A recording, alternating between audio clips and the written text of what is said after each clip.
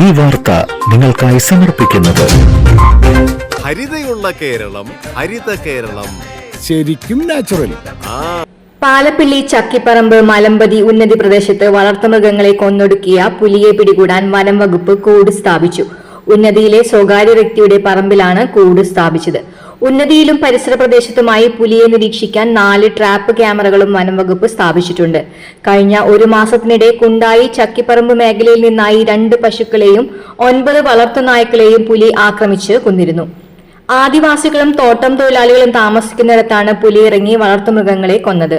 പുലിയെ പേടിച്ച് രാത്രികളിൽ പ്രദേശവാസികൾക്ക് പുറത്തിറങ്ങാൻ പറ്റാത്ത അവസ്ഥയായിരുന്നു. വർഷങ്ങളായി പുലിശല്യം രൂക്ഷമായ പ്രദേശത്ത് ഒരു മാസത്തിനിടെ ഇത്രയേറെ വളർത്തുമൃഗങ്ങളെ ആക്രമിക്കുന്നത് ആദ്യമായിട്ടാണെന്ന് നാട്ടുകാർ പറയുന്നു. വീട്ടുമുറ്റത്ത് കെട്ടിയിട്ട നായ്ക്കളെയും പശുക്കളെയും പുലി ആക്രമിച്ചു കൊന്നതോടെ നാട്ടുകാർ ഭീതിയോടെയാണ് കഴിഞ്ഞിരുന്നത്. കാട്ടാന ശല്യത്താൽ പൊറുതിമുട്ടി കഴിയുന്ന പ്രദേശവാസികൾക്ക് പുലിയുടെ ആക്രമണവും നിരന്തരമായതോടെയാണ് പരാതിയുമായി ഇവർ രംഗത്തെത്തിയത്.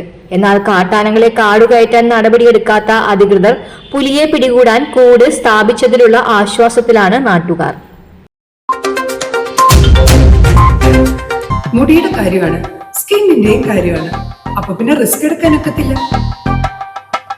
നെല്ലിക്ക, നീലയമരി, ബ്രഹ്മി, കയ്യോന്നി അങ്ങനെ കുറെ ആയുർവേദ കൂട്ടുകൾ ചേർത്താണ് ഈ ഹെയർ ഡേ തയ്യാറാക്കുന്നത്. ആയുർവേദത്തിൽ ആദ്യമായി ഹരിത ഹെയർ ഡേ ഇപ്പോൾ ഹരിതയിൽ നിന്നും.